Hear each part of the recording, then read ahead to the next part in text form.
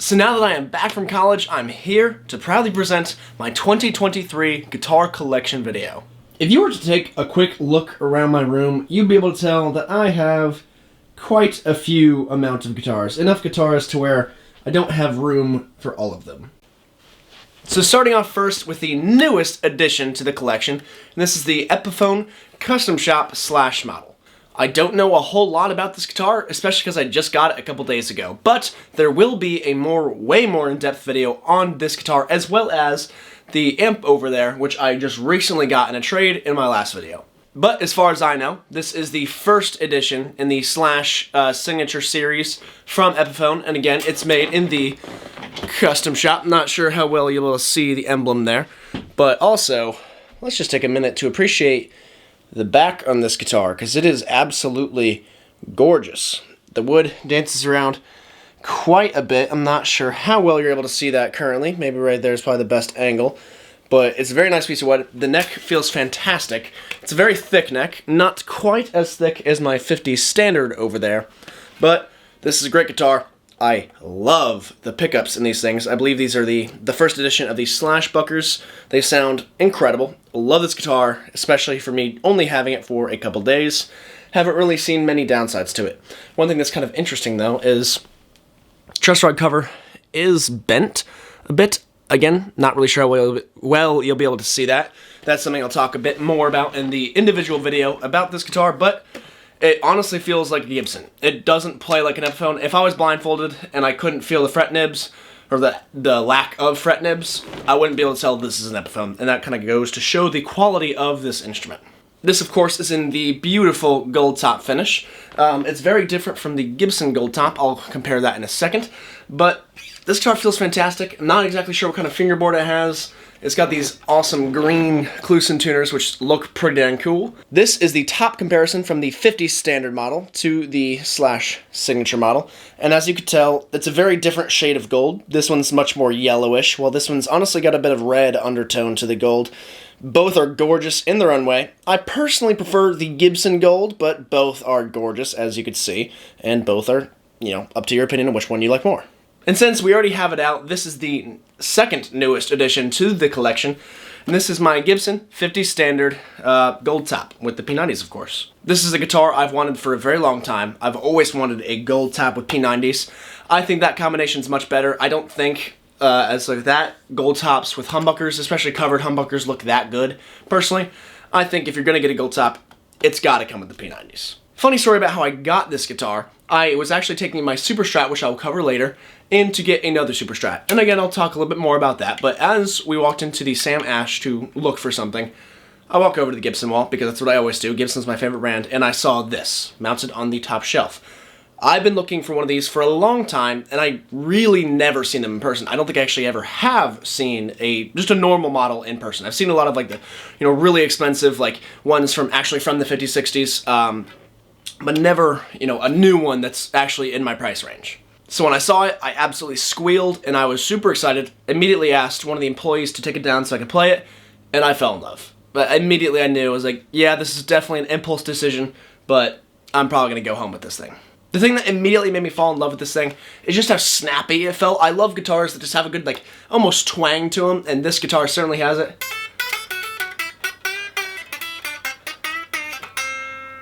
I can't really convey that to you without, you guys actually playing it, but this guitar plays fantastic. I love the neck, and honestly, everything about this guitar is just so awesome, and it's honestly one of my favorites of the collection. I had the awesome opportunity to play live with this guitar with my buddy Harvey, and I actually have his guitar here because he lives in England, but again, that's another guitar I'll talk about in a minute. But this guitar was a lot of fun to play live. It definitely got a lot of oohs and ahs from the audience, as they loved the gold top, especially in the sun. It's gorgeous. But let's move on to the next instrument. This right here is my 1987 Kramer F6000. This guitar is something I definitely have a love-hate relationship for. I love the way it plays, love the way it looks. I love pretty much everything about this guitar, except for the fact that it has a middle pickup. This is another guitar I was able to get the opportunity to play live. I played Eruption in front of my whole school, and I made a video about that, and it went horribly because no one could hear me play. There was no sound check. It was just on the fly kind of talent show setup. No one can hear me play, and so I just sang Let It Go instead. Click on the video up there, or whatever side it's going to be on, to hear more about that story, after this one, of course. But I like this guitar a lot, but again, like I just said, it's a love-hate relationship, to say the very least. I'm going to say this a lot in this video, but this is definitely another one of my favorites in the collection, but this one is for sale. If you guys want to send me an offer, I might take it, who knows. But I'm looking for another Super Strat, maybe a Friedman Cali, maybe an old Charvel, maybe another Kramer, of course, but I'm not too sure what I want to get. Definitely got to have a Floyd, and probably 2 humbuckers instead of SSH. As with pretty much any guitar with the Floyd, this guitar is a lot of fun. This one stays in tune very well, which a lot of Floyds don't, especially the cheaper ones, but this one's super nice. This is also a pretty rare guitar. I've tried to trade it into a lot of guitar stores, and none of them really take it because they just don't know if they'd be able to find a buyer for it. So that kind of gives it a little bit of worth, but also a little bit hard to sell because, you know, you got to find the right buyer for this kind of guitar because there's not many of them. As you can see, it's in this very, very pretty purple color, which almost appears black at times if it's not in the right light. Like, that looks pretty dark, but, you know, if you get it in the light, you can definitely tell it's very purple. This is another crowd favorite from the ones I played live. You know, it seemed like a lot of people like this guitar. And the neck. Neck's very thin, you know, very 80s shredder style. Almost, definitely not as thin as an Ibanez, but it's definitely a little bit thicker than an SG or something of that, or thinner than an SG or something like that. Of course, the hockey style headstock. And this guitar is definitely one of my favorites. I love this guitar, but I think it's time for something new. So this is not my guitar. This is my buddy Harvey's guitar, who I played live with. We performed our original song called The Flu, which is live on my YouTube channel, so you could watch that as well after this video, of course. Again, this isn't my guitar. I really just have it sitting on the stand, making sure, you know, it stays clean, of course, because it's not my guitar. I want to take good care of it for him, because he's one of my best friends. So I just want to make sure it's nice and beautiful for him. Before the end of the summer, I'm probably going to rechange the strings for him, maybe oil the fretboard, polish the frets, of course. Just make sure whenever he comes back from England to come back to college, he has a nice, lovely Epiphone acoustic guitar waiting for him. But according to the inside, which you're probably not going to be able to see in this lighting, this is the Epiphone AJ220S. Don't really know what that means. I guess he traded this in at a Guitar Center, and I know he likes it, and that's all that really matters. It plays really nicely, especially for an Epiphone, which, you know, doesn't mean that much because Epiphone makes pretty good guitars, especially for the value. This is another guitar that has a really nice back on it. Neck feels very nice. Very large headstock for an Epiphone, which is kind of funny, but this is a very fun guitar. Beautiful as well, but again, this one is not mine. There are actually 3 guitars in this collection that are not mine, including that. The next one being the Fender American Professional 2 Stratocaster. This one being in this very, very pretty, almost cream white color, with the tortoiseshell pickguard and maple neck. Gorgeous guitar, definitely one of my favorites. This is my dad's guitar, but unfortunately he hasn't really been playing that much, so that's why both of his guitars, next one being the PRS, are in my collection. But of course he can come upstairs and play them whenever he'd like because they're his. This is another guitar, which a lot of Fenders have, but they have a very snappy, almost twangy feel to them. Very snappy feel to them. Love this guitar. One of my favorite things about it is how the wood grain on the neck is, or excuse me, the headstock. The way the wood grain kind of swirls up here and kind of comes down to the neck all the way to like the 7th or 8th fret down there. It's very pretty. It honestly kind of continues onto the back of the neck as well, which also feels beautiful. It's got a little bit of figuring right there, if you could see that. Very nice. Love this guitar. I'll never forget going to Guitar Center with him and checking out this guitar with him for the first time. This is definitely one of those guitars that really catches your eye, especially when it's up on the top shelf of a Guitar Center wall. Can't really beat the feeling of picking up one of those guitars. As with most other Stratocasters, this one has the same issue that I talked about with my Super Strat over there, my Kramer, is that it has a neck pickup. Sorry, not a neck pickup. Can't beat the neck pickup sound on a Strat, but it's got a middle pickup, which kind of gets in the way of your picking, so I have gone through the very easy trouble of just lowering the pickup pretty much all the way to the pickguard, which I never really use the middle position on a Strat anyways. I basically only use the bridge and the neck, so it's not really an issue, but it's definitely something that's kind of annoying. It's something you definitely have to get used to, especially if you're not used to playing Fender-style guitars. As I mentioned, this is the Fender American Professional 2, which you can see on the neck plate there. It is made in Corona, California, as well as, I believe, all other American-made Fender instruments, and again, another one of my favorites in the collection. Love a good Fender Strat. A Tele has to be added to the collection soon, though. This is also one of the nicest playing instruments in the collection. The neck feels very smooth.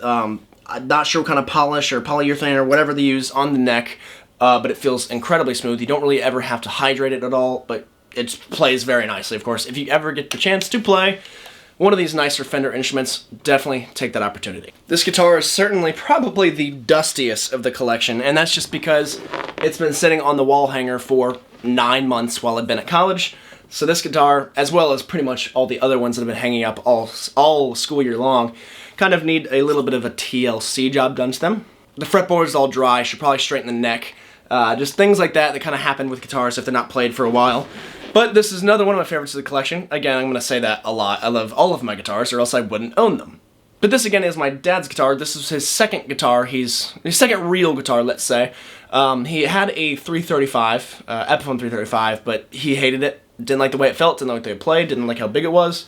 So he traded it in for this PRS SE24 in the zebrawood finish.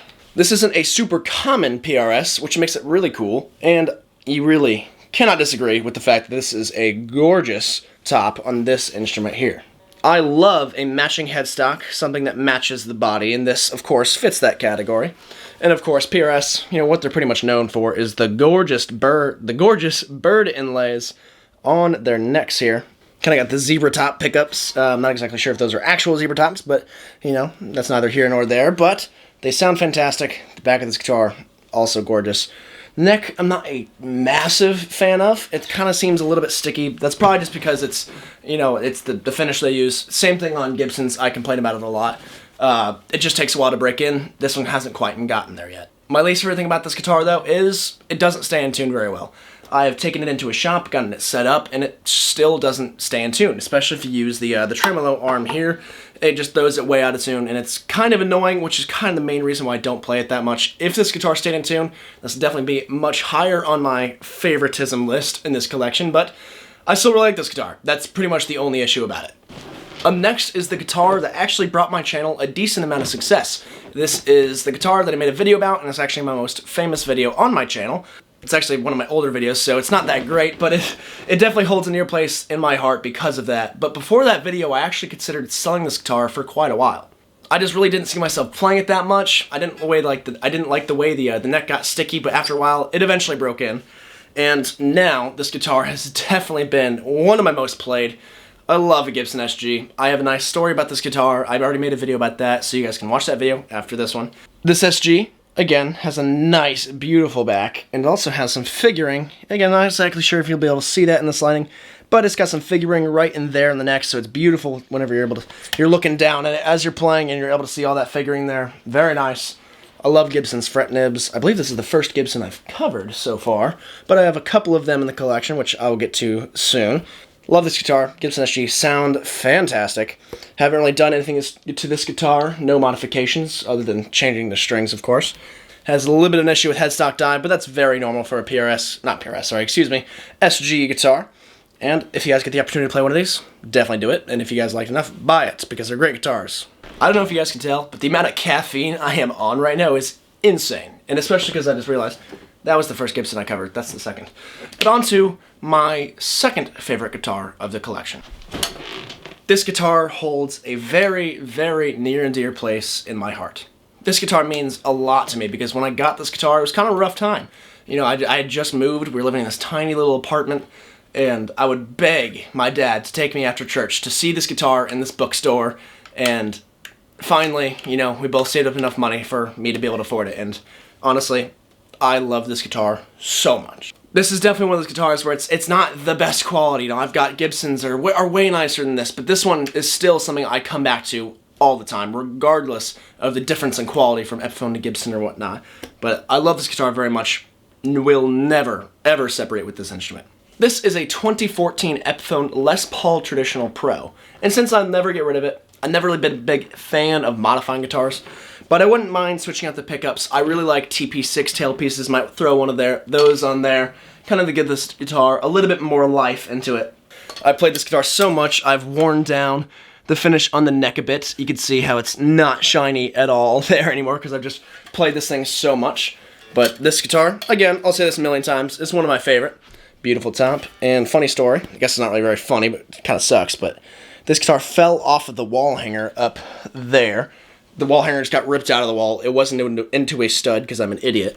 And it fell, crashed into my desk, scuffed off the wall. But I'm just so grateful that this thing did not break the headstock, because that would have been not a fun fix. There's definitely a few scratches that weren't there before in the back, of course. And, of course, the big one in the front. But it kind of gives the guitar a little bit of character. Kind of looks like somebody's winking there. Again, nothing can really make me not love this guitar. This thing means so much to me. Here we've got another guitar that means a lot to me. This is a kit guitar that my uncle purchased for me for Christmas a couple years ago. And my uncle, one of my favorite people in the world, his nickname is the Hurricane. So I did my best. It didn't turn out very well, but I did my best to kind of make it look like the eye of a hurricane. I might honestly just kind of tear this thing apart and restart, try and make it look a little bit better.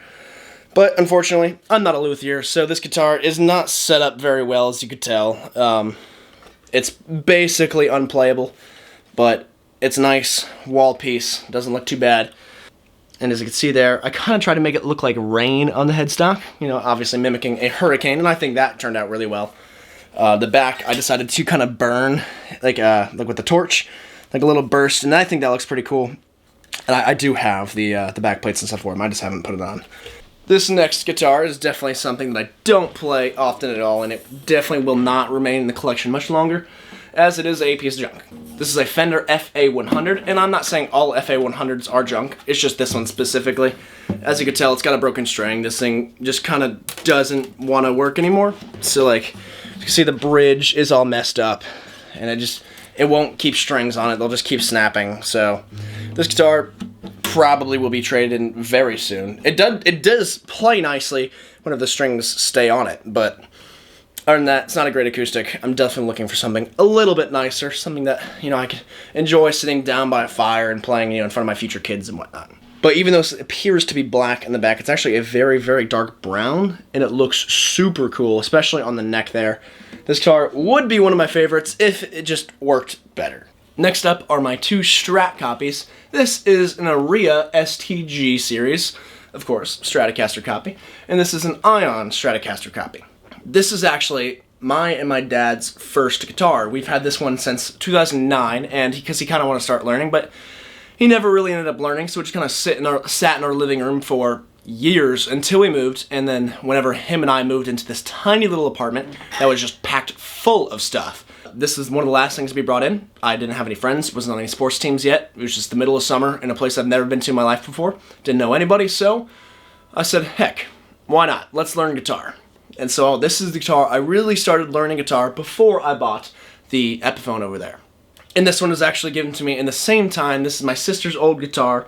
Both of these aren't really the best playing instruments, but both of them do mean a lot to me. This one because it came from my lovely sister, who is a huge supporter of this channel. Love her to death. And this one just because we've had it for so long. It's really the first guitar that kind of bond my dad and I together when learning. So both these guitars will probably never leave the collection, regardless of how they play or how much I don't play them, because they just mean so much to me. So I believe that brings us to our crown jewel. I'm looking around me and I don't think I left anything out other than my favorite, my number one, my baby, my former, I guess now, dream guitar. Here it is. If you guys have been following my channel for any amount of time, you've definitely seen it a million times because I made so many videos about this, but this is my baby, my dream guitar. This is my 1979 Gibson Les Paul Custom in the Tobacco Burst finish. I saved up every single dime for months. That way I was able to afford this guitar, and I do not regret it in the slightest. The video of me unpacking this guitar, I got a little bit emotional. Number one, because I was feeling like crap anyways and I had a really bad day beforehand, but because just all the hard work I poured into this guitar. This is not a cheap guitar. This is a very expensive guitar, and I worked so hard to be able to afford it and buy it just in cash without having to get any help or anything like that, and this kind of guitar means a lot to me for that reason. And not only that, this is definitely one of the best playing instruments and looking instruments in my collection. The Gibson T-top pickups sound fantastic. I actually kind of prefer, it's over there, but the slash pickups, which is pretty interesting, but this guitar sounds fantastic, and honestly, this guitar is going to be very hard to find another one of because of how good of shape it's in. This guitar was a time capsule guitar, so the person who bought it in 1979, 1980, depending on what time of the year, just put it in a case, left it in their bed or a storage closet or wherever for about 40-something years before selling it. So this guitar is in brand new condition. There is not a single finish check. Also, look at that back. Very pretty piece of wood there. Not a single ounce of finish checking or dents or anything. Really, the only thing, any imperfection that's on this guitar is a teeny tiny little speck of an impression, which may have honestly come from the factory, and you probably won't even be able to see it. It's right about there, though. But other than that, this guitar is in perfect condition. The hardware, basically brand new. Tuners, basically brand new. It's a little dusty because this is another guitar that's kind of sat out for a while. Definitely need to oil the fretboard and whatnot. But this is my #1 guitar. For obvious reasons, this one will never leave my collection unless someone gives me a really good offer. But even then, I think it'd be way too hard to part ways with this guitar, especially because of how hard I worked for this thing. And it just means so much to me. And with that, I think that concludes my 2023 guitar collection video. And you guys know me. This isn't the end. There's going to be more guitars. I'm looking to add a Les Paul Standard to my collection. I'm looking to add a 335, looking to add another Super Strat or new Super Strat. And I'm also looking at getting a Telecaster. So stay tuned for all of those upcoming guitars. But this has been my guitar collection video. If you guys liked this video, feel free to click like. And if you loved it and you want to see more content from me, subscribe. Thank you so much for watching, and I'll see you in my next video.